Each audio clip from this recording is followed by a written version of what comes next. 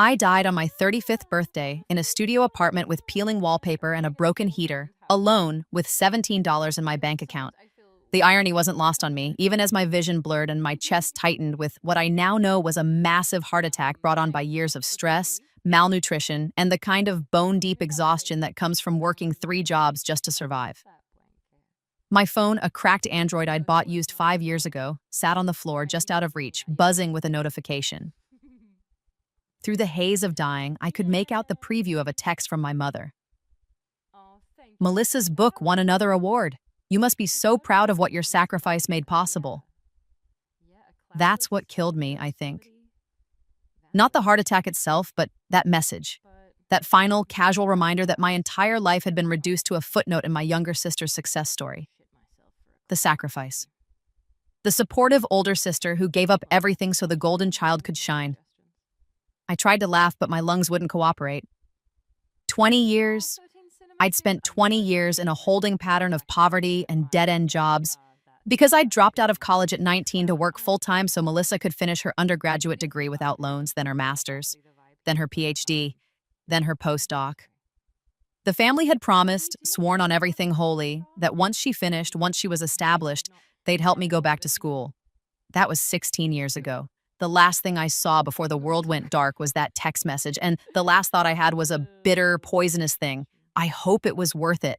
Then I opened my eyes and I was 19 years old again, sitting in the financial aid office at State University, across the desk from Mrs. Henderson with her kind eyes and her devastating news. "I'm so sorry, dear," she was saying, exactly as she'd said 17 years ago. No, not 17 years ago, right now, this moment I was living. With your parents' income bracket, you don't qualify for enough aid to cover tuition and living expenses. You'd need to take out substantial loans or get a job, I heard myself say, the words automatic, playing out the script I'd lived before. But inside, my mind was screaming, I was back. I was 19 years old, wearing the cheap blazer I'd bought from Goodwill for this meeting, and I was back at the exact moment my life had derailed. The fork in the road, the decision that had doomed me. Mrs. Henderson was still talking, explaining loan interest rates and work-study options, but I couldn't hear her over the roar of blood in my ears. My hands, young, uncalloused, without the burn scars from my second job at the diner, were shaking. This was real. This was happening. I had lived an entire life. I had died broke and alone and unmourned, except as a cautionary tale, a martyr to my sister's ambition. And now I was back, with all of those memories intact, sitting in this office about to make the same choice that had destroyed me. What if I don't stay? The words came out before I could stop them. Mrs. Henderson blinked. I'm sorry? What if I don't stay in school? I leaned forward, my mind racing. What if I just leave? Is there any penalty? Well, you'd forfeit your enrollment deposit, but she looked concerned now. Are you all right, dear? I know this is stressful, but there are options. I'm fine. I stood up, my legs steadier than they should have been. Thank you for your time. I walked out of that office, out of the financial aid building, across the quad where students lounged in the autumn sunshine, through the stone gates of State University, and I didn't look back. My phone, a chunky flip phone, God, I'd forgotten those existed, rang before I made it to the parking lot. Mom. I stared at the caller ID, memories flooding back. In my first life, I'd answered this call. She'd been crying, explaining that Melissa had been accepted to her dream school, but the financial aid package wasn't enough, that they couldn't afford to send both of us to college, that someone had to make a sacrifice, and wouldn't I please understand? Melissa was so gifted, had so much potential, and I was so responsible, so mature. Surely I could take a gap year, work, help the family, and then we'd figure something out. The gap year had become 2 decades. I let it ring. Then I turned the phone off, got in my beat-up Honda Civic, the same car I'd driven into the ground over the next 15 years, and started driving. I didn't know where I was going. That part of my old life was a blur of panic and desperation, but this time, with the clarity of hindsight and the bitter knowledge of where the right choice had led me, I knew what I wasn't going to do. I wasn't going to answer that call. I wasn't going to go home. I wasn't going to sacrifice myself on the altar of Melissa's potential. This time, I was choosing myself. The motel room I rented with the last of my savings, money I'd carefully hoarded from my summer job before I'd handed it all over to help with Melissa's textbooks in my old life, was dingy, but it had a lock on the door and no family members who could guilt me through it. I sat on the scratchy comforter and tried to think. What did I have? A high school diploma? A resume padded with service industry jobs? $432. A car on its last legs. And the memories of an entire life lived in poverty, watching from the sidelines as my sister became Dr. Melissa Chen, celebrated neuroscientist, best-selling author, TED Talk darling. What did I know? I knew that Melissa's groundbreaking research, the work that had made her famous, that had won her awards and tenure and eventually a position at Harvard, hadn't actually been entirely hers. I'd seen the early drafts back when I was still welcome at family dinners, back when she'd still pretended we were sisters, and not just patron and charity case. I'd read her notes, listened to her practice presentations, and I remembered thinking even then that some of her best ideas had come from conversations with her graduate advisor, Dr. Patricia Lin. I knew that Dr. Lin had died in a car accident in 2009, just before Melissa's big breakthrough. Convenient timing, everyone had said sadly. If only Patricia could have seen Melissa's success. I knew that Melissa's first book, published in 2015, the one that launched her into mainstream fame, had leaned heavily on research data from a lab at MIT that had suffered a catastrophic server failure the year before. All their backup drives, corrupted. Years of research, gone. But Melissa had somehow managed to reference their unpublished findings with remarkable accuracy. I knew things about my sister that no one else knew, because I'd been there, invisible and unimportant, while she'd climbed her way to the top. And I knew something else. I knew what was coming. I remembered headlines, stock market crashes, viral trends, which startups would explode and which would implode. I had 17 years of future knowledge locked in my head. I didn't need a degree. I needed a strategy. The first step was brutal but necessary. I called home. Not Mom, she'd just try to guilt me into coming back, but Dad, who'd always been quieter, easier to manage. "Sweetheart," he said, his voice thick with relief. "Your mother's been so worried. Where are you?" "I'm fine, Dad. Listen, I need you to tell them I'm taking some time to think. I'm not coming home right now." "But Melissa will be fine," I cut him off, harder than I'd ever spoken to him before. In my first life, I'd been so soft, so eager to please. "Dad, I need to ask you something, and I need you to be honest. The college fund you and Mom set up when we were kids, is it still there?" Silence. "Dad?" "Sweetheart, we had to use it. Your grandmother's medical bills, and then your uncle needed help with his business, and by the time Melissa was ready for college, there just wasn't—" "How much was mine?" "What?" "My half of the fund, how much was it? Originally?" Another pause. "About 35,000. But that was years ago, and you spent it." I kept my voice level, even though I wanted to scream. "You spent my college fund on other people, on Uncle Tom's business that failed in 6 months, on Grandma's bills that insurance should have covered, and now you're asking me to drop out and work to pay for Melissa's education because you spent the money that was supposed to be for me. It's not like that. We're a family. We all pitch in when—" "I want you to listen very carefully, Dad." My hand was cramping around the phone. "I'm not coming home. I'm not dropping out to pay for Melissa. She can get loans like everyone else, and if you ever tell anyone, and I mean anyone, that I'm being selfish or letting the family down, I will tell everyone exactly what happened to my college fund. I will tell them how you and Mom spent $35,000 that was supposed to be mine and then asked me to sacrifice 4 years of my life and go into debt to make up for your bad choices." "Sweetheart, I'm not your sweetheart anymore. I'm not your anything. Goodbye, Dad." I hung up, turned off the phone again, and threw up in the motel bathroom for 10 minutes. But I'd done it. I'd drawn the line. And unlike my first life, where I'd been too young and too conditioned to say no, this time I had the armor of hindsight and bitterness. This time I knew exactly how little they'd appreciated my sacrifice. I knew how they'd slowly stopped inviting me to holidays because I was an embarrassment.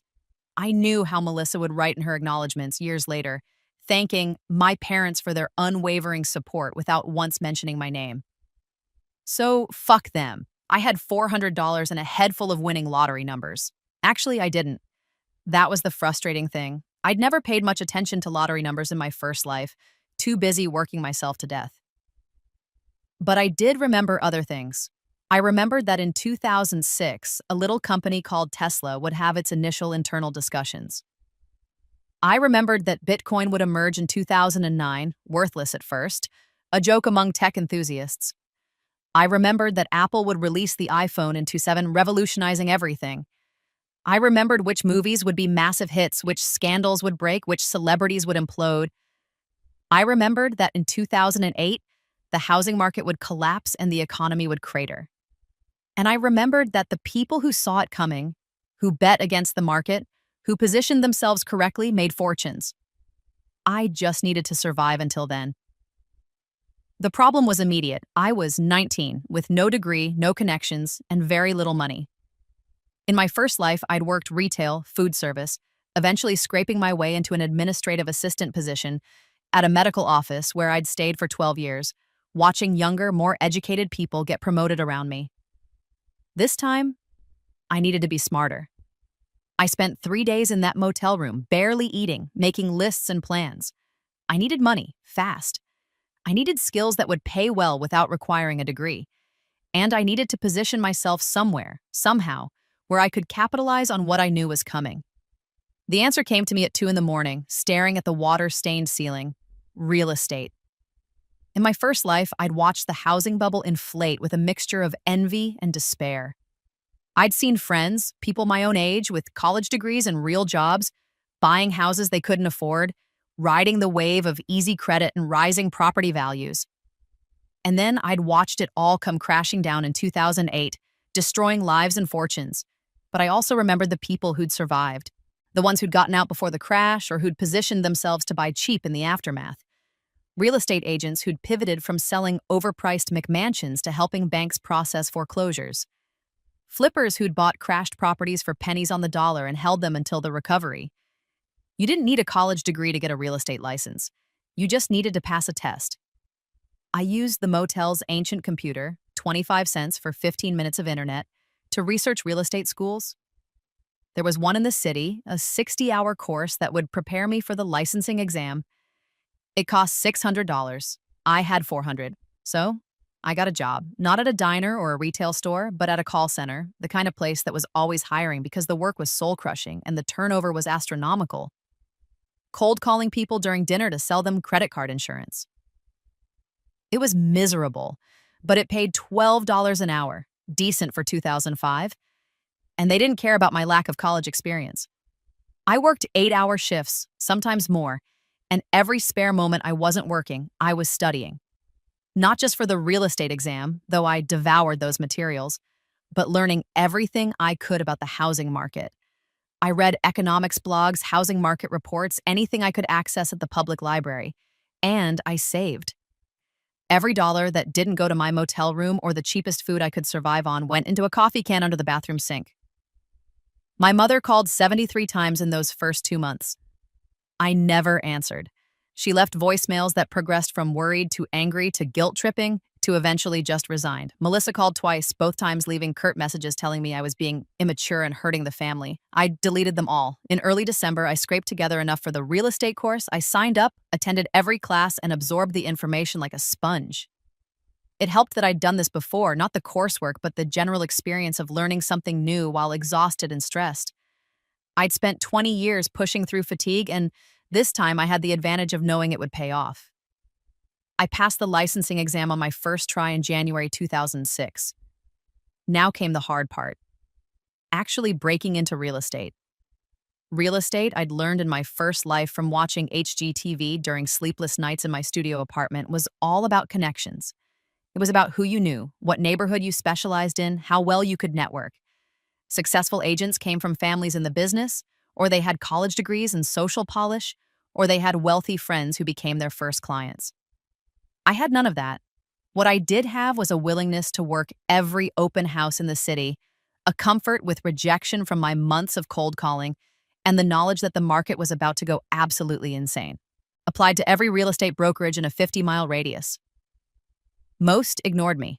A few interviewed me and passed.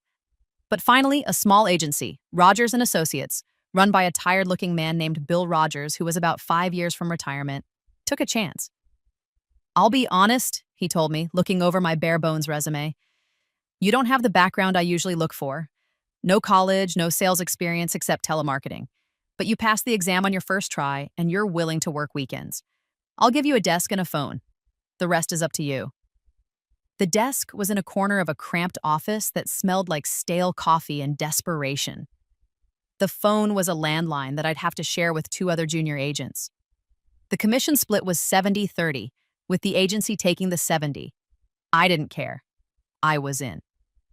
For the next 6 months, I lived and breathed real estate.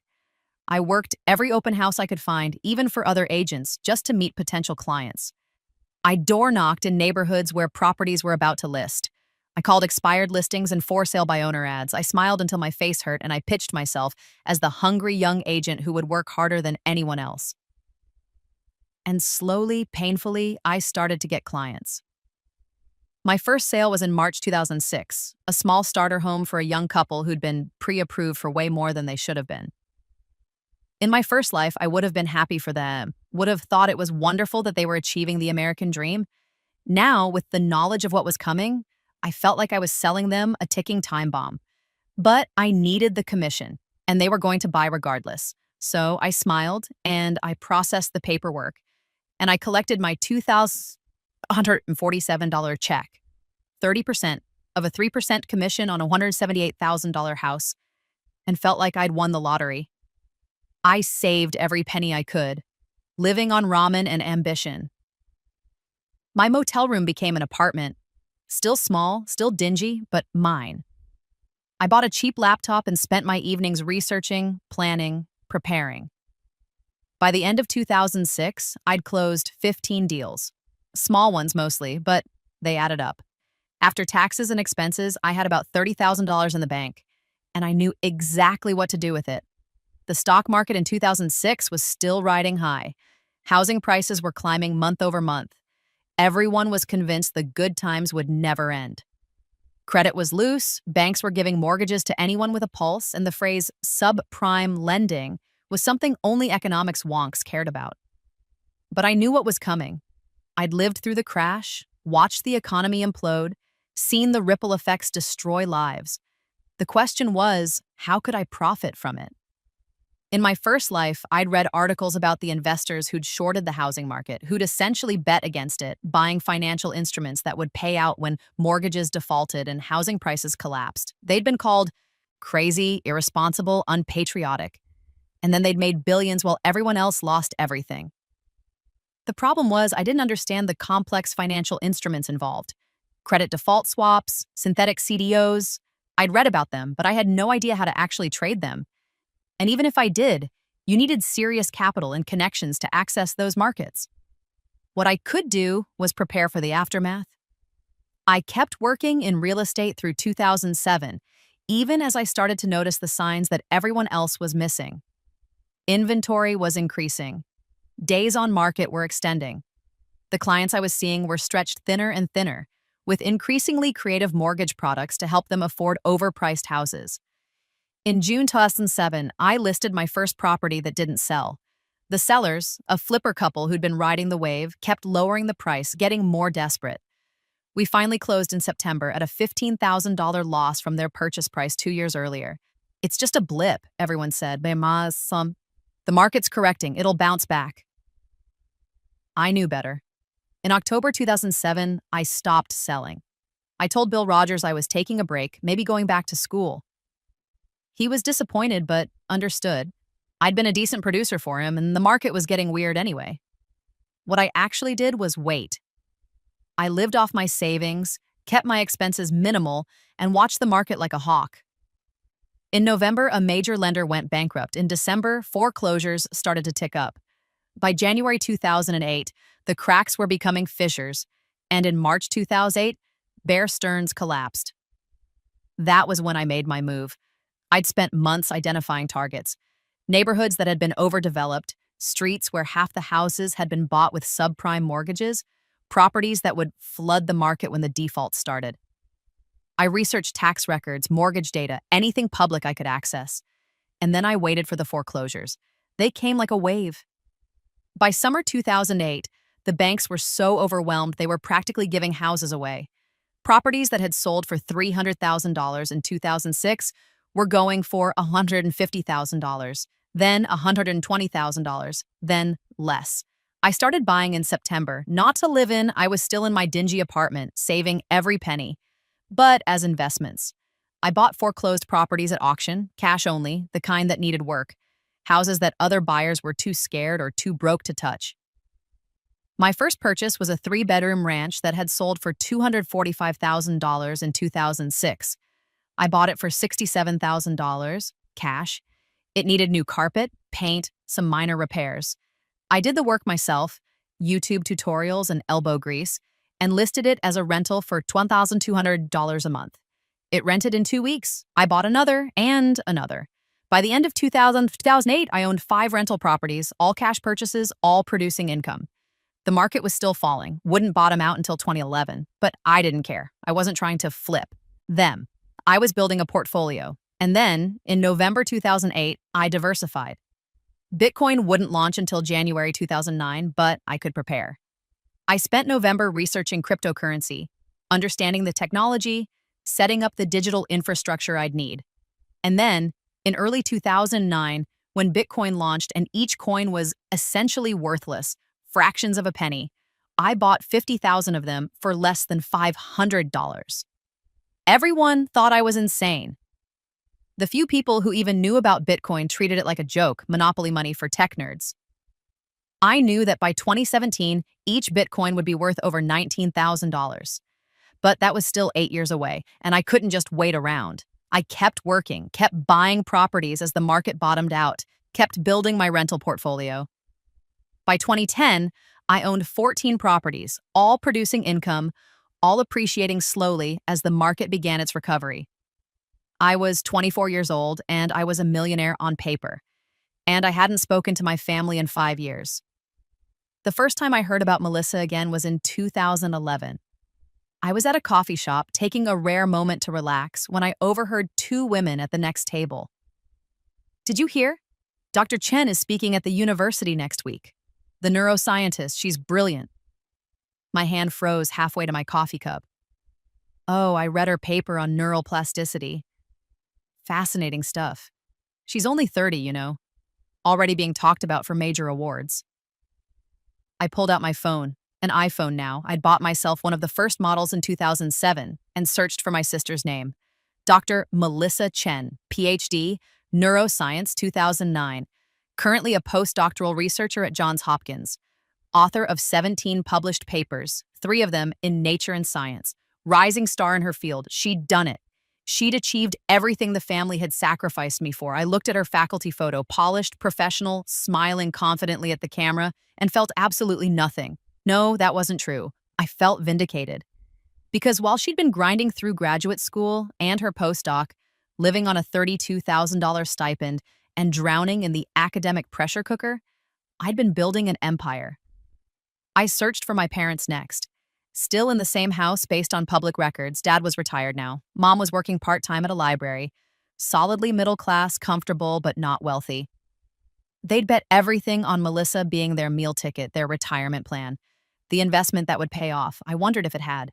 I closed the search and went back to work. I had a property closing that afternoon. By 2013, I'd made my first truly big move. Bitcoin had climbed to over $200 a coin, and I sold 10,000 of my coins for $2.1 million.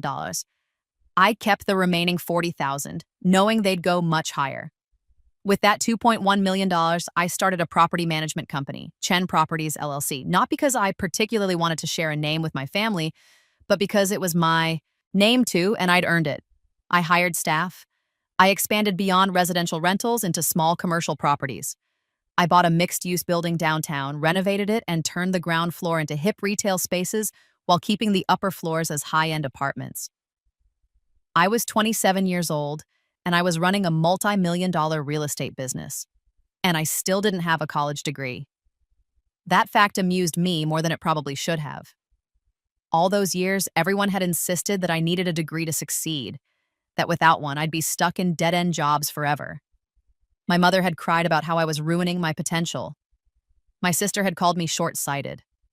And here I was, successful beyond any of their dreams, and I'd done it without spending a single day in a college classroom. In 2015, Melissa published her first book, Rewiring the Mind, The New Science of Neuroplasticity. It was aimed at a general audience, translating complex neuroscience into accessible prose. It got solid reviews and decent sales. I bought a copy, more out of curiosity than anything else. I read it in one sitting, and I had to admit it was good. Well-written, engaging, full of fascinating research. But I also noticed something interesting. The acknowledgement section thanked my parents for their unwavering support, my mentors and colleagues, and everyone who believed in me. No mention of an older sister, no recognition of sacrifice. It was as if I'd never existed. I wondered if they even thought about me anymore. If I was just an embarrassing family secret, the daughter who'd gone off the rails, who'd thrown away her opportunities. Or maybe I was a cautionary tale. Remember your cousin Claire? She dropped out of college and we never heard from her again. That's why education is so important. It didn't matter. I'd built a life they couldn't even imagine, and I'd done it entirely without them. In 2016, I made my next major move. Bitcoin had climbed to $900 a coin, and I sold another 10,000 for $9 million. With that capital, I started a venture fund, Chen Capital, focused on real estate technology startups. I invested in a company developing AI for property valuation, another one creating virtual reality tools for real estate tours, a third building a platform to streamline rental management. Some of them would fail, but I knew which ones would succeed because I'd watched the tech landscape evolve in my first life. I knew which innovations would stick and which were flash-in-the-pan gimmicks. By the end of 2016, Chen Capital had $15 million in assets under management. I was 30 years old and I was worth approximately $45 million. I'd long since moved out of my dingy apartment. I lived in a penthouse I'd bought and renovated myself, 4,000 square feet of exposed brick, floor-to-ceiling windows, and custom everything. I drove a Tesla, I wore designer clothes, I employed 23 people across my various businesses, and I'd done it all myself, without a single family connection or college credential. That December, I was featured in a real estate industry magazine. Young Mogul, How Claire Chen Built a Real Estate Empire Before 30. The article was flattering, focused on my unconventional path and self-made success. They called me visionary, innovative, a disruptor. They had no idea how true that was. The article must have gotten some traction because 2 weeks later, I got an email to my business address. Claire, it's Mom. I saw the article about you. We're so proud. Please call me. I stared at that email for a long time. 6 years. 6 years of silence. And now they were proud. I didn't respond. 3 days later, another email, this time from Melissa. Claire, we need to talk. What you're doing to Mom and Dad is cruel. They've been trying to reach you for years. I don't know what your problem is, but you need to grow up and remember that family is important. Call me. I laughed out loud, there in my gorgeous penthouse with its view of the city, thinking about my sister lecturing me about family while she'd spent the last decade accepting their worship and my erasure without a single word of acknowledgement. I didn't respond to her either. In 2017, Bitcoin exploded. By December, it hit $19,083 per coin. I sold another 15,000 coins, saving the last 5,000 for true emergencies for $296 million. $296 million. I was 31 years old and I was worth over $300 million. I restructured my businesses, consolidated my holdings, and started thinking bigger. Chen Enterprises became my umbrella corporation, with Chen Properties, Chen Capital, and a new arm, Chen Technologies, focusing on prop tech investments.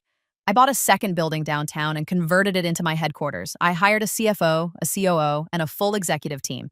I started getting invited to speak at real estate conferences, to sit on panels about innovation and disruption. Forbes ran a profile. The woman who beat the market. Claire Chen's unconventional rise. Fortune followed with no degree, no problem, how one real estate mogul rewrote the rules. The articles always mentioned that I didn't have a college degree, treating it like a quirky footnote or an obstacle I'd overcome. They didn't understand that it wasn't despite my lack of degree, it was because I'd never gotten one. Because I'd spent those years working, learning, building, instead of sitting in lecture halls studying theories I'd never use. Because I'd chosen myself instead of sacrificing for someone else's dream. In early 2018, I got a phone call from an unknown number. I almost didn't answer, but something made me pick up. Claire Chen, a woman's voice, professional. Speaking? Ms. Chen, my name is Dr. Patricia Wilson. I'm the chair of the business department at Northeastern University. I know this is unusual, but I wanted to reach out to you directly about a position we're looking to fill. I'm not interested in speaking engagements right now, I said, ready to end the call. I got these requests constantly. No, not a speaking engagement, a faculty position. We're creating a new program in entrepreneurial real estate, and we'd like you to consider joining us as a professor of practice. I actually laughed. Dr. Wilson, I don't have a college degree. I can't be a professor. For a traditional tenure-track position, no. But a professor of practice is different. It's for industry professionals who bring real-world expertise. Your lack of formal education actually makes you more interesting for this role, not less. You'd be teaching students that success can come from multiple paths. I thought about that. The irony of being offered a professor position when I'd never even graduated college. The symmetry of being able to teach while my sister, Dr. Melissa Chen, with all her credentials, was still grinding away in academia. I'll think about it, I told Dr. Wilson.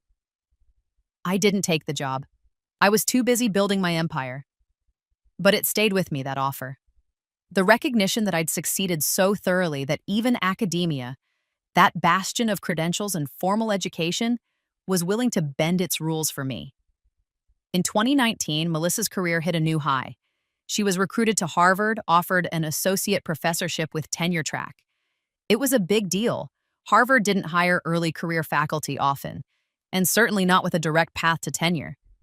She was 33 years old and she'd made it to the top of her field. The family was ecstatic, based on the Facebook posts I'd found by searching. Mom posted constantly about our daughter, the Harvard professor. Dad shared every article that mentioned her. I wondered if they ever thought about their other daughter, the one who'd been erased from the family story. I didn't care enough to ask. My businesses continued to grow. By 2020, Chen Enterprises was valued at over $800 million. I'd diversified into other industries, a little bit of biotech here, some clean energy there, always following the threads of knowledge I'd retained from my first life. And then COVID hit, the pandemic that I'd somehow forgotten about in all my planning. I'd been so focused on the financial crisis, on Bitcoin, on the major economic shifts, that I'd completely overlooked the virus that would shut down the world. But I adapted quickly. I'd lived through this before, after all. I knew which businesses would survive and which would thrive. I knew that real estate would take a hit but recover quickly.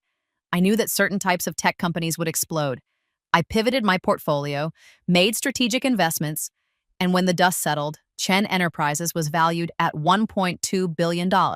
I was 34 years old and I was a billionaire. The same age I'd been when I died alone in that studio apartment in my first life. The symmetry wasn't lost on me.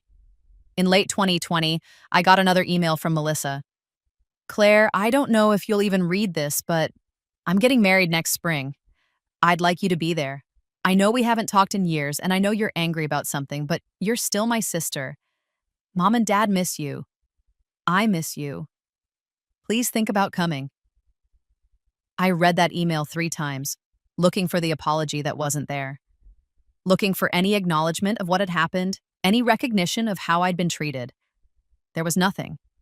Just the assumption that I'd show up and smile and play happy family, as if the last 15 years hadn't happened. As if I hadn't sacrificed my entire future for her dreams.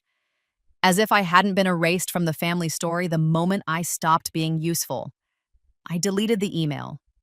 In 2021, something interesting happened. Chen Enterprises had grown large enough that I needed to expand my executive team, particularly on the prop tech side. I was looking for a COO for Chen Technologies, someone with both scientific credentials and business acumen. My head of HR sent me a stack of resumes for the position. I was flipping through them, barely paying attention. I trusted her judgment when I froze.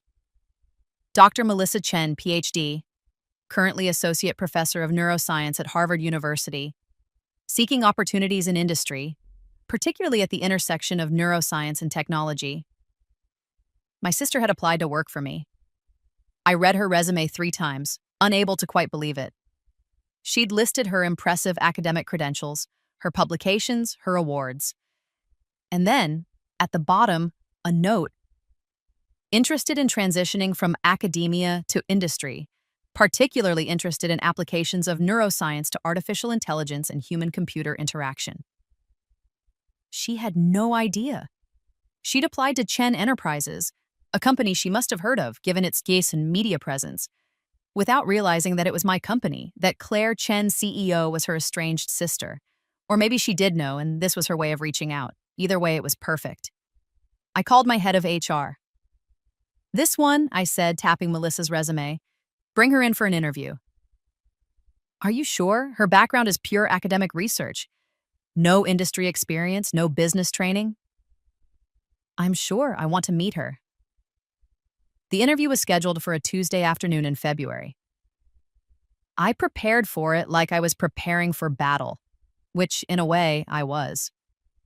I dressed carefully, a custom suit, simple but obviously expensive, hair and makeup perfect, every inch the successful CEO. I reviewed her resume again, her publications, everything she'd done in the years since I'd last seen her. She'd accomplished a lot. Really, I had to give her credit. She'd made the most of the opportunity my sacrifice had bought her. Now she wanted to cash in that academic success for an industry payday, and she'd come knocking on my door to do it. At 2 p.m., my assistant buzzed. "Dr. Chen is here for her interview." "Send her in." The door opened and Melissa walked into my office. She'd aged well, 35 looked good on her, professional clothing, confident bearing, the air of someone used to being the smartest person in the room. She smiled, extending her hand. "Ms. Chen, thank you so much for taking the time to—" She froze. Her hand dropped. I smiled back at her, making no move to stand or shake her hand. "Hello, Melissa." "Claire?" Her voice cracked on my name. This is your company?" "It is." I leaned back in my chair, enjoying the moment. "Please sit down. You're here for an interview, aren't you?" She stood there for a long moment, frozen, before mechanically moving to the chair across from my desk. She sat down slowly, like she was afraid it might disappear. "I didn't," she started. "I had no idea." "That Chen Enterprises was mine? Really?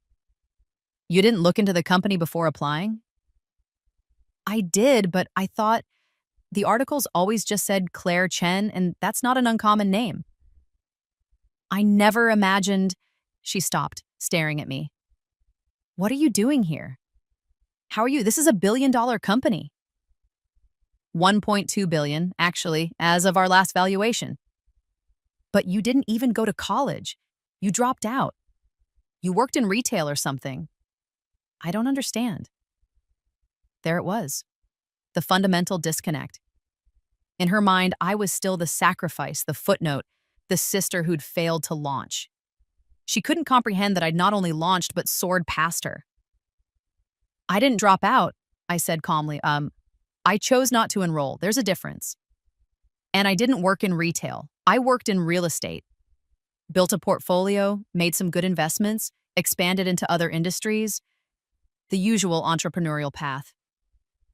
"But," she was floundering, trying to process. "Mom and Dad said you'd disappeared, that you'd cut off contact. We thought you were— I don't know what we thought.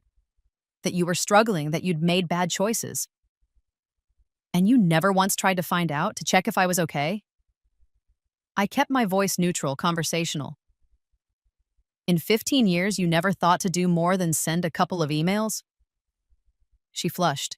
You never responded, and you'd made it clear you didn't want anything to do with us. You assumed I'd failed, that I was living some sad, small life somewhere, and that reaching out would just be embarrassing for everyone. Better to pretend I didn't exist. That's not fair, isn't it? I picked up her resume. Let's talk about why you're here. You're looking to leave academia. Why?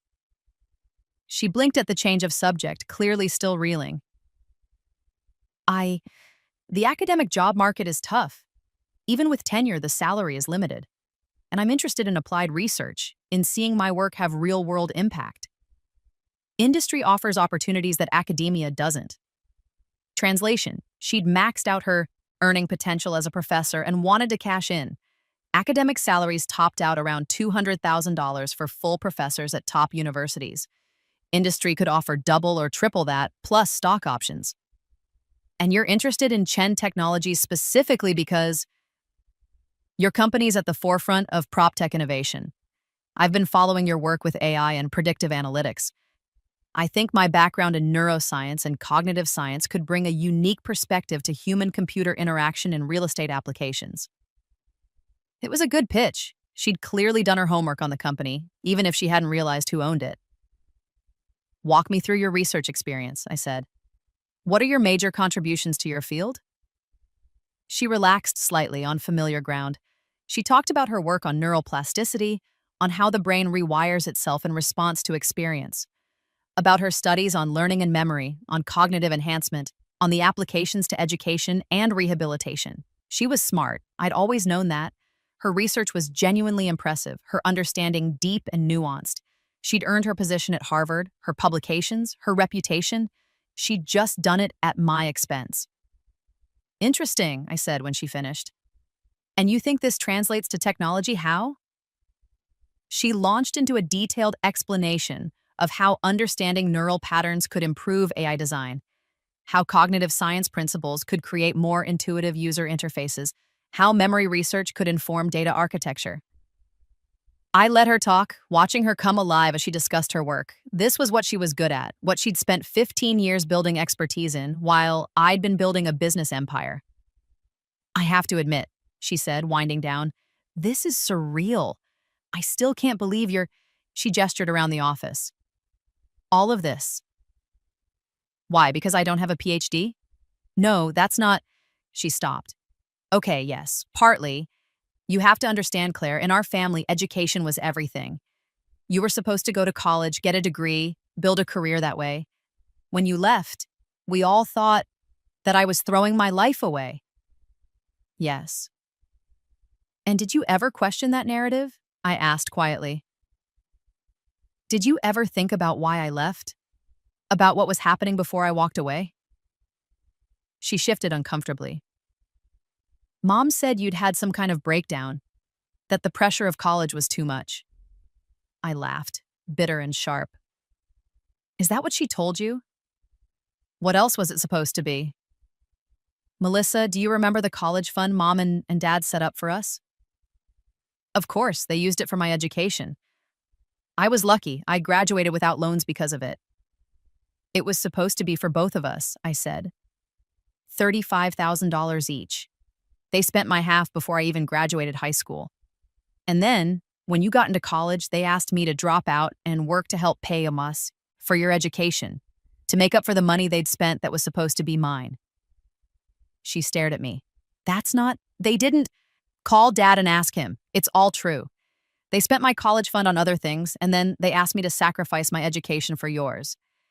And I did, for about 5 minutes, until I realized what my life would look like if I said yes. So I said no, I left, and I built this. I gestured around the office. Without them, without you, without anyone. I didn't know, Shais, she whispered. Would it have mattered if you did? She didn't answer. Here's what I think happened, I continued. I think they told you some version of events that made me the problem. The flaky daughter who couldn't handle the pressure, who made bad choices, who burned her bridges. And you believed it because it was easier than questioning whether your entire education was built on someone else's sacrifice, whether your success came at my expense. Claire, and now you're here applying to work for me because your academic success isn't enough anymore. You want the money and the opportunities that industry offers. You want to cash in on all those years of research and credentials. I leaned forward. So, here's my question. Do you think you deserve this job? She opened her mouth, closed it, opened it again. I think my qualifications speak for themselves. Your qualifications are impressive, but I'm not asking about your qualifications. I'm asking if you think you deserve to work for me specifically. Your sister, whose life was supposed to be a footnote to your success, whose sacrifice you've never acknowledged, whose existence you've erased from your story. Do you think you deserve to benefit from my success after I got nothing from yours?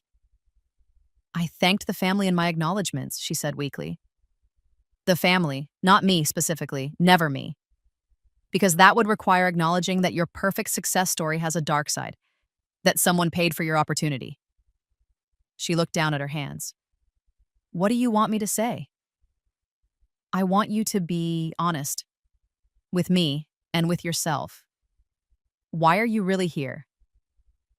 A long silence. Then quietly. Because I saw that you'd made it. That you were successful, and I thought, maybe it wasn't too late. Maybe we could reconnect. Maybe you'd forgiven us. Forgiven you for what? For whatever we did that made you leave. You still don't get it. I stood up, walked to the window, looked out at the city.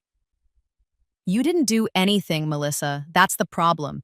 You accepted everything, the support, the sacrifices, the opportunities, without ever asking what they cost.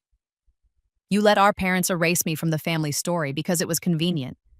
You built your career on a foundation that included my destroyed future, and you never once looked back. I'm sorry. Her voice was small. I didn't understand. I didn't know. And now that you do know, now that you're sitting in my office, applying for a job at my company, asking me for an opportunity, what are you going to do differently? She looked up at me, and I saw something in her eyes I'd never seen before. Genuine remorse. I don't know. What do you want me to do? That was the question, wasn't it? What did I want? In my first life, I'd wanted acknowledgement, an apology, some recognition that my sacrifice had mattered, that I'd mattered. I'd wanted the family to see me as more than just the supporting character in Melissa's story. I'd died without ever getting that. In this life, I'd built something so big, so undeniable that they couldn't ignore me anymore. I'd proven that I didn't need them, didn't need their approval or their support. I'd won. But winning felt emptier than I'd expected. I want you to tell the truth, I said finally. In your next book, in your next interview, in your next acknowledgement section, I want you to tell the truth about how you got where you are. About the sister who was asked to give up her education for yours. About how I said no and how the family treated me after. I want you to tell the truth about privilege and sacrifice and the cost of success. That would destroy my reputation, she whispered. Why? Because people would know you're not entirely self-made? That you had help, had advantages, had someone else pay part of your price? Welcome to reality, Melissa. Almost no one succeeds entirely on their own. The difference is whether you acknowledge it or pretend it didn't happen. And if I do this, if I tell the truth, will you hire me? I turned back to look at her. My sister, accomplished and credentialed and desperate, asking me for a job. The irony was almost too perfect. Here's what I'll do, I said. I'll give you a position. Not COO, you're not qualified for that despite your impressive resume. But I'll create a role for you as a research consultant. You'll work on human-computer interaction projects, advise our AI team, help us develop more intuitive interfaces. It's a 1-year contract, 60 hours a week, $180,000 salary. Her eyes widened. That was less than half what a COO would make, and probably close to what she was making as a Harvard professor. You want me to leave a tenured position at Harvard for a 1-year contract? I want you to prove you can succeed in industry, that you can adapt, learn new skills, work in a fast-paced environment where credentials matter less than results. If you do well, we'll talk about a permanent position. If not, you go back to academia. That's that's not a standard industry offer. No, it's not. It's a test. The same kind of test I've been passing for 15 years without anyone's help. So here's my question. Do you have what it takes to succeed on merit alone without the safety net of tenure and academic prestige? Or was all of that success built on a foundation you couldn't replicate on your own? She sat there, stunned, and I could see her, calculating. Could see her weighing the risk against the potential reward, the security of Harvard against the chance to prove herself in a new arena. I need time to think, she said finally. You have until Friday. Email me your decision. I moved back to my desk, picked up a file, effectively dismissing her. My assistant will show you out. She stood slowly, moving like she was in a dream. At the door, she turned back. Ah, see.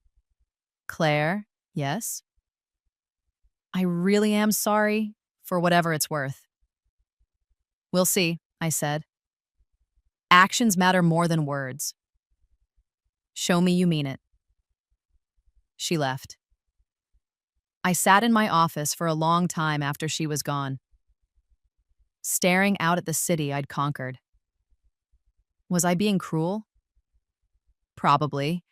Was I enjoying it? Absolutely. But more than that, I was curious. I wanted to see if she'd take the offer, if she'd be willing to give up her security and prestige to prove herself in a new field, the way I'd had to give up everything to build myself from nothing. I wanted to see if she had what it took to succeed without the safety net. Friday came. At 4:47 p.m., an email arrived from Melissa. I accept your offer. When do I start? I smiled. Monday, I replied. 8 a.m. Don't be late. The next few months were fascinating to watch. Melissa started at Chen Technologies on a Monday morning in March, and she immediately discovered that industry was nothing like academia. In academia, she'd been a star. Dr. Chen, the brilliant researcher, the published author, the Harvard professor, people had deferred to her expertise, respected her credentials, listened when she spoke. At Chen Technologies, she was just another employee, a consultant with an impressive resume but no industry experience, no track record, no proof she could deliver results in a business context. And she reported to James Wu, my VP of technology, who was 32 years old, had dropped out of MIT to start a company, and had exactly zero patience for academic credentials without practical skills. I watched from a distance, getting reports from James, occasionally checking in on projects she was involved in. The adjustment was rocky. She keeps trying to turn everything into a research project, James told me in our weekly meeting. I asked her to audit our user interface flow and suggest improvements. She came back with a 50-page literature review and a proposal for a 6-month study. I need actionable recommendations in 2 weeks, not a research agenda. Give her feedback, she'll learn. Are you sure? Because honestly, Claire, I don't understand why we hired her. Her background is impressive, but it's not relevant to what we do. We could have hired someone with actual industry experience. Consider it an experiment, I said. Sometimes the best innovations come from bringing in outside perspectives. He didn't look convinced, but he trusted me enough to keep working with her. Melissa, to her credit, tried. I saw her staying late, adapting her approach, learning to translate her research expertise into business language. She was smart enough to recognize when she was out of her depth and humble enough now to ask for help. But it was hard.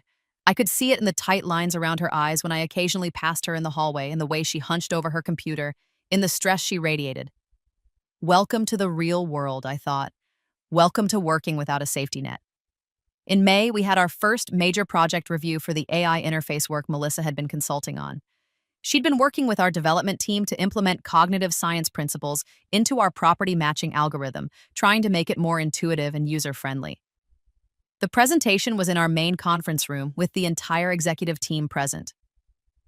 Melissa stood at the front presenting her findings, and I watched carefully. She'd learned. The presentation was concise, business-focused, with clear recommendations backed by data. She'd trimmed all the academic jargon, all the excessive citations, all the hedging that academics loved. She spoke with confidence, answered questions directly, and when she didn't know something, She admitted it instead of trying to bluff. The proposed changes should increase user engagement by approximately 15%, she concluded. We can implement them in the next sprint, test with a pilot group, and roll out gradually based on results. James, sitting next to me, nodded approvingly. Good work, Dr. Chen. This is exactly what we needed. After the meeting, I caught her in the hallway. Well done. She blinked, surprised. Thank you. I wasn't sure. This is all so different from what I'm used to. Different isn't bad. You're adapting. It's hard, she admitted. Harder than I thought it would be. I keep wanting to dive into research, to understand every variable, to control for every possible factor. But there's no time for that here. You have to make decisions with incomplete information and move fast. Welcome to business. Is this what it was like for you, starting out, building all of this? I thought about that, about the cold calling and the rejection, the sleepless nights and the constant stress, the years of grinding before I'd achieved any real success. Yes and no, I said. I had to learn everything from scratch, business, real estate, finance. But I didn't have the baggage of expecting things to work a certain way. I just did what needed to be done. I keep thinking about what you said, about how I accepted everything without asking what it cost. She looked down at her hands. You were right. I didn't want to look too closely at how I got here. It was easier to just focus on my work and assume everything else was fine. And now? Now I'm doing what you asked. I'm writing about it. An essay for The Atlantic about privilege in academia, about the unseen costs of success, about how my education was built partly on my sister's sacrifice. She met my eyes. It's going to cause problems. Colleagues are going to question my credibility. Students might see me differently, but you're right. The truth matters. When does it publish? Next month. I nodded. I'll look forward to reading it. The article published in June, and it caused exactly the kind of stir Melissa had predicted. The Hidden Cost of Success, on privilege, family, and the sacrifices we don't acknowledge, laid out her story with unflinching honesty. She wrote about the college fund, about being asked to accept my sacrifice, about never questioning it until years later. She wrote about how academic success stories often had hidden costs, about how we celebrated individual achievement while ignoring the support systems that made it possible. And she wrote about me, not by name but clearly, about the sister who'd refused to be a sacrifice and had built her own path to success without credentials or family support. The academic community had a field day. Some praised her honesty and self-reflection. Others accused her of seeking attention or undermining her own achievements. Twitter, predictably, exploded with hot takes, but the essay also resonated widely. I saw it shared hundreds of thousands of times, discussed on podcasts, referenced in other articles. People responded to the honesty, to the acknowledgement that success was rarely as simple as the stories we told. My phone has been ringing off the hook, Melissa told me one afternoon. We'd started having occasional coffee meetings, carefully neutral ground where we could talk. Interview requests, speaking invitations, even a few book deals. People want to hear more about the honest conversation about privilege. Are you going to do it? Some of it. It feels important, but also, she hesitated. I don't want to make a career out of being the person who wrote one honest essay. I'd rather do the work here, prove I can succeed in a new field. How's that going? Better. James actually complimented me last week. I think I might be getting the hang of this. She was. By August, her one-year contract halfway done, Melissa had become a valuable member of the team. She'd learned to translate her research expertise into practical applications, to work at industry speed, to collaborate with people who didn't care about her credentials. And more importantly, she'd learned humility. I was insufferable in academia, she confessed over coffee one day. I thought my credentials made me special, that I was smarter than everyone else because I had a PhD from a good school. Coming here, having to prove myself all over again, it's been humbling. Good for me probably, but humbling. Everyone should have to prove themselves, I said. Credentials are a starting point, not an ending point. Is that why you never went back to school, even after you'd made it? I thought about the offers I'd gotten over the years, the invitations to get an honorary degree, to enroll in an executive MBA program, to legitimize my success with formal credentials.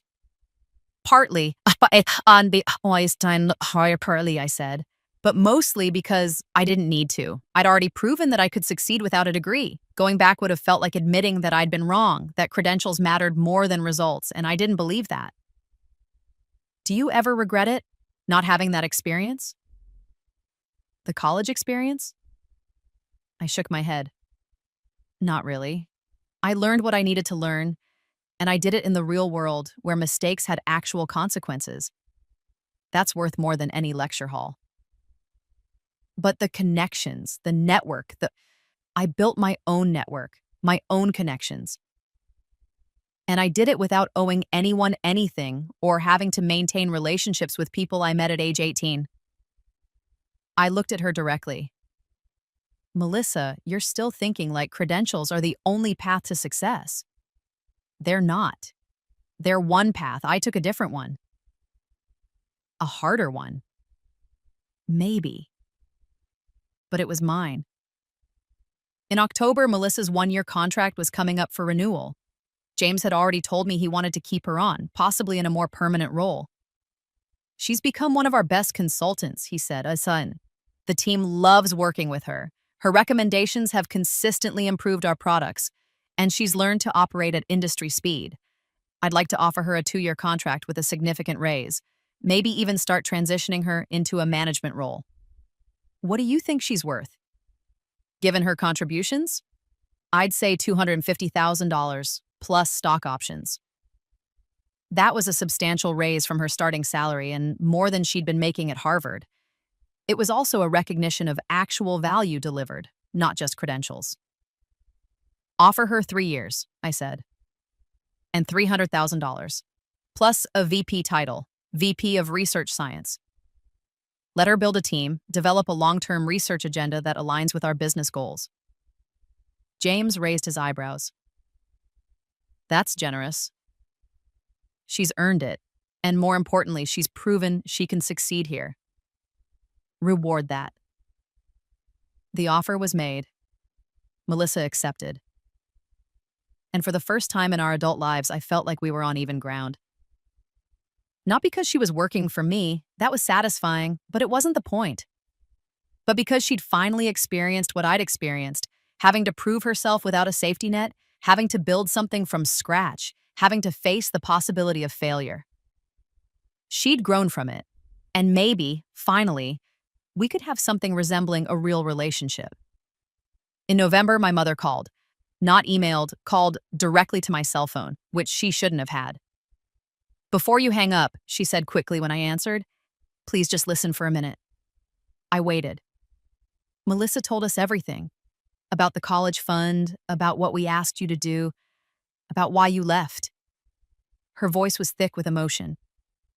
Claire, we didn't understand. We thought we were doing the right thing for the family. We thought you were just being difficult, that you'd come around eventually. We didn't realize that you'd destroyed your relationship with your daughter. Yes. And we're sorry. Your father and I were so sorry. We know it's too late. We know we can't undo it, but we wanted you to know that we understand now, that we were wrong. What do you want, Mom?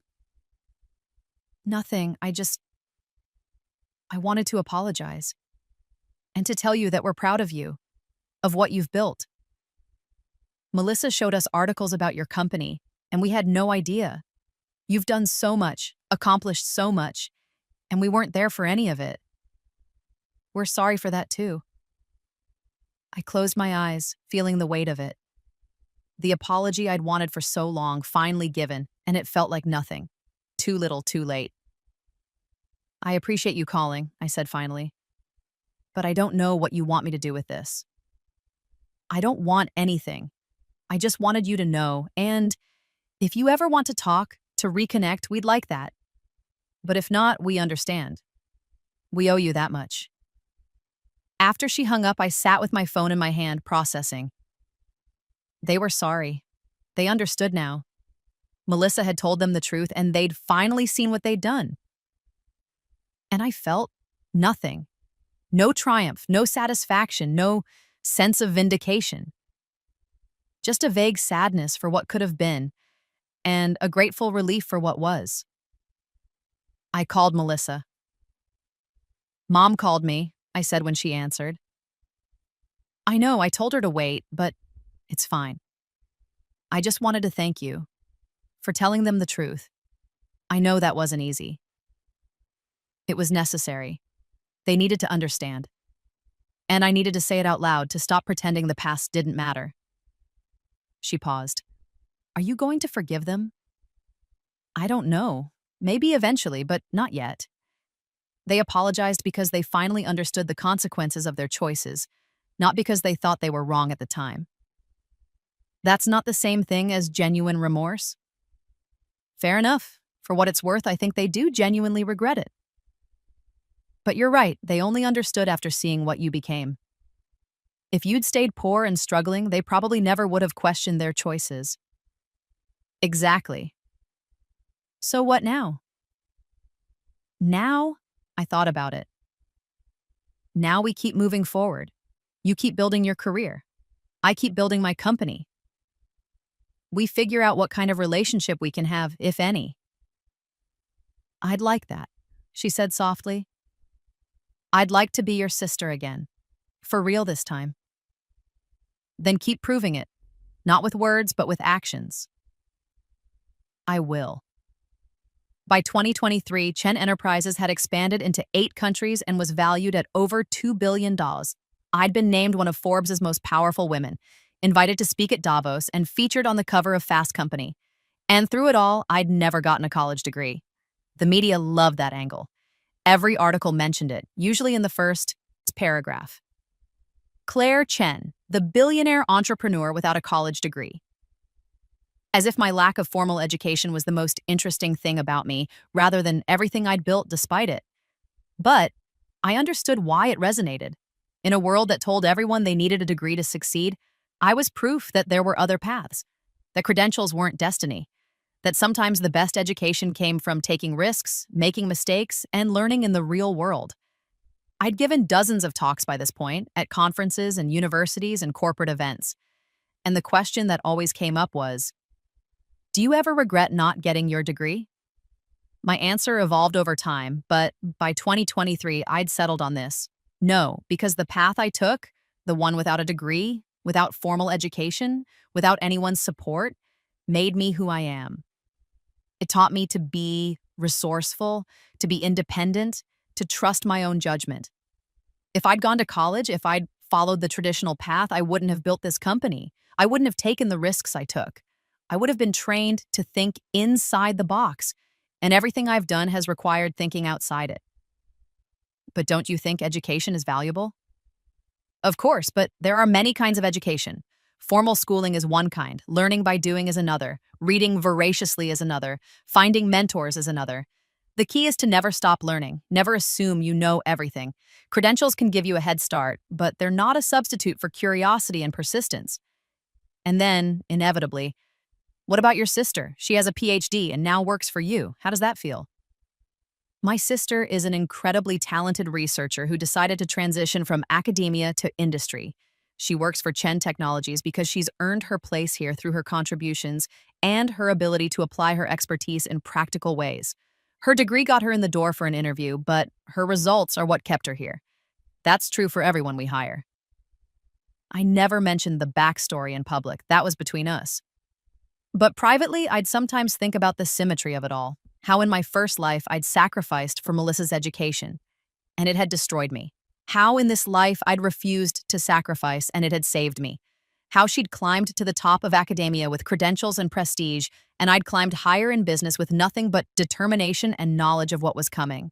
How she now worked for me, the sister she'd once pitied, and how we'd both had to learn humility in different ways.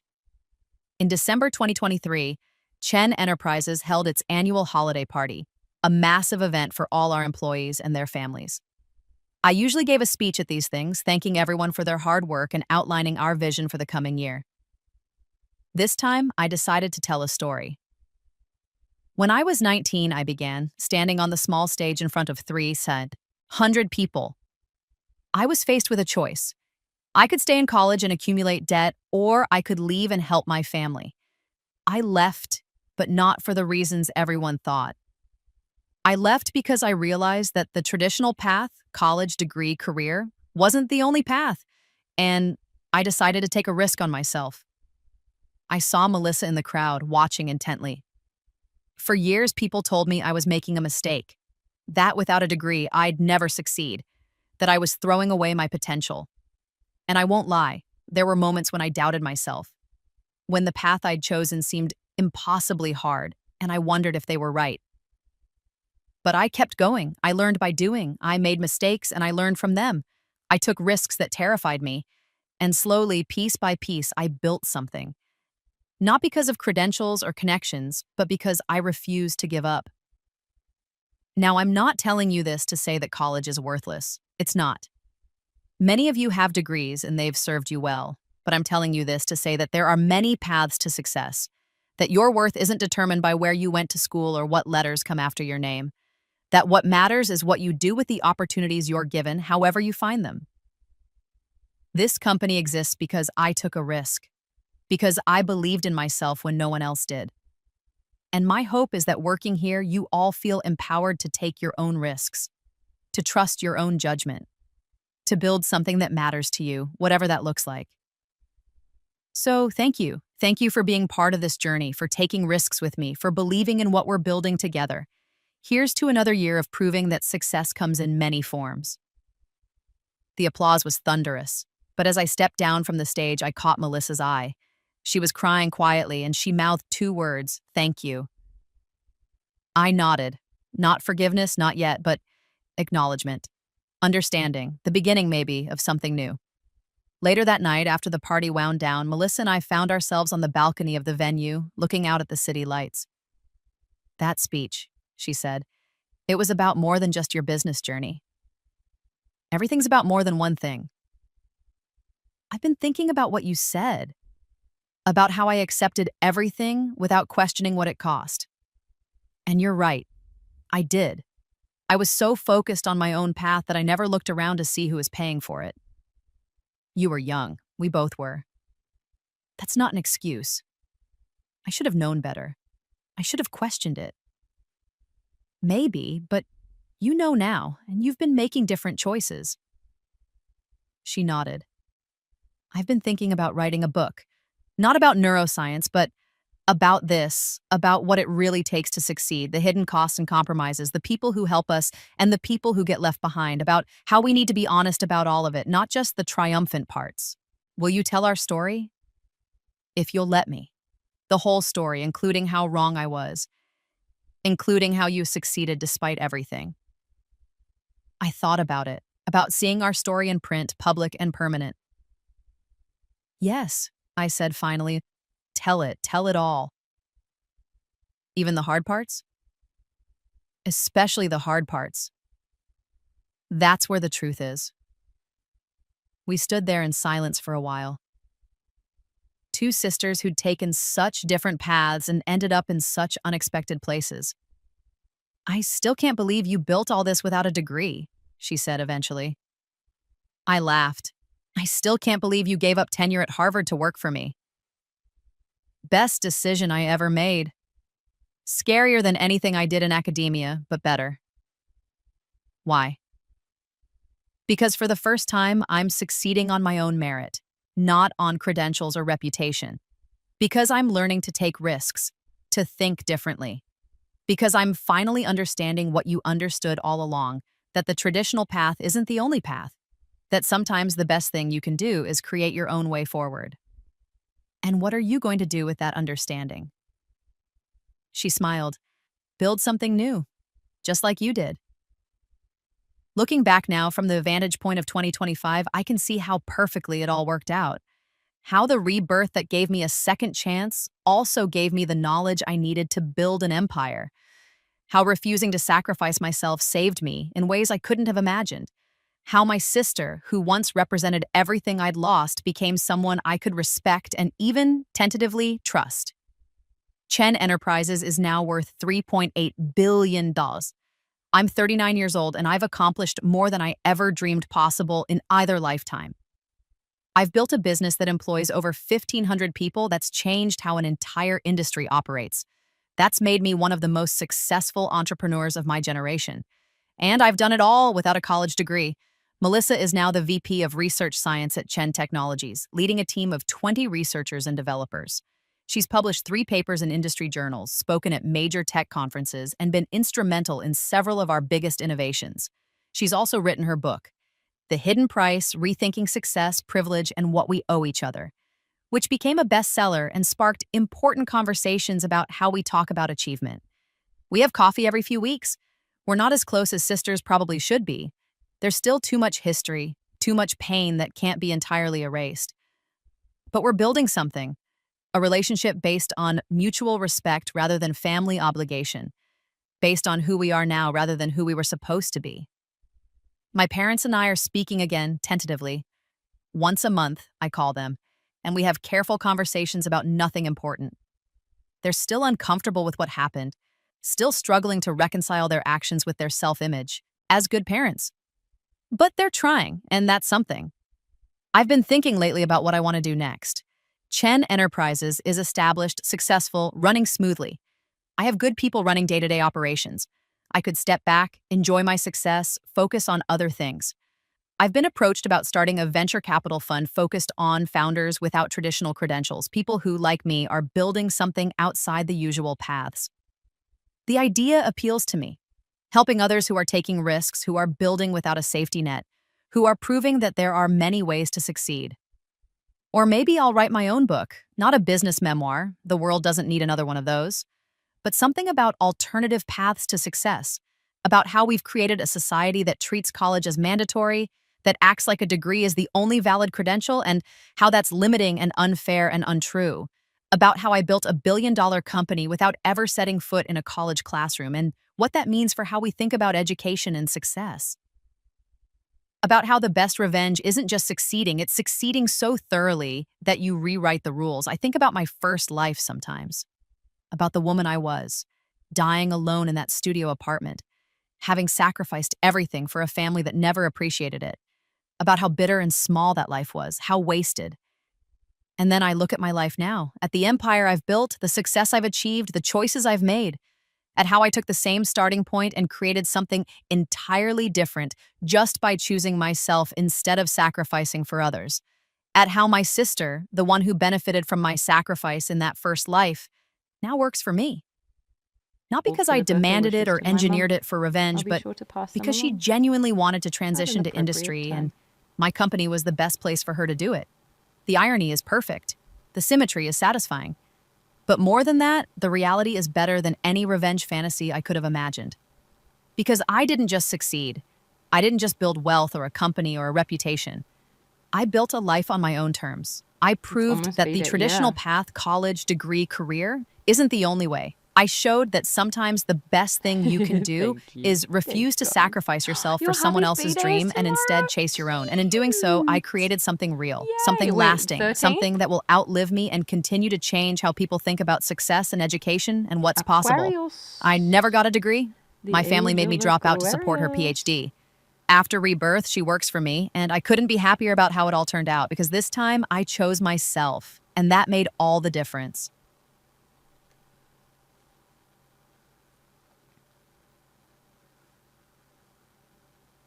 Aquarius. The age of Aquarius.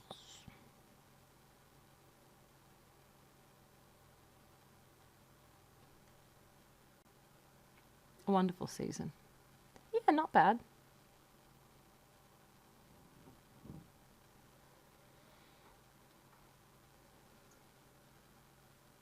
Masterful suggestion coming from Monarchwa. Just keep painting. Thanks, Mayhem. You know what? It was a great idea.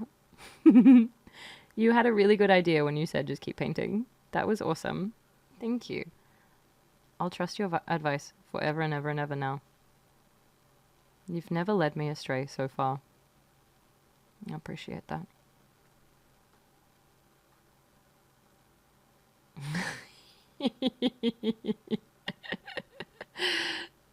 Oh, thanks, Mayhem.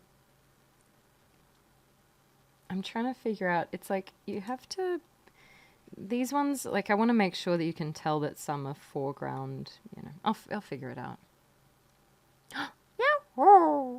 Thank you, Energy, for the Yahoos. After V-Day, probably a good time to start flirting. Yes. Needles, Mum was going to go camping, I believe, but I just saw a WhatsApp message and she said she's not doing that anymore, but maybe there's something else that she's doing. I don't remember. Nah, go sleep. Thank you so much for the tea bell. You angel. I'll be sure to post in the Discord the horror and beauty of whatever it is that I order.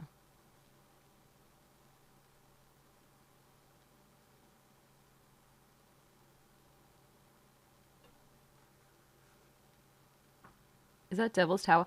Wildstar, hi. It's Half Dome. Seen from afar. Oh, thank you. Water.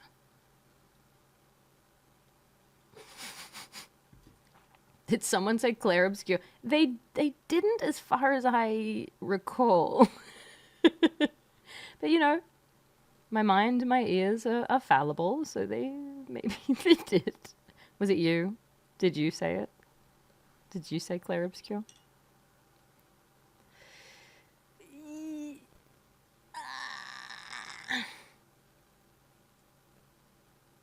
Hey, nice. Thanks, Rimbly. Thanks for saying things. I like the habit.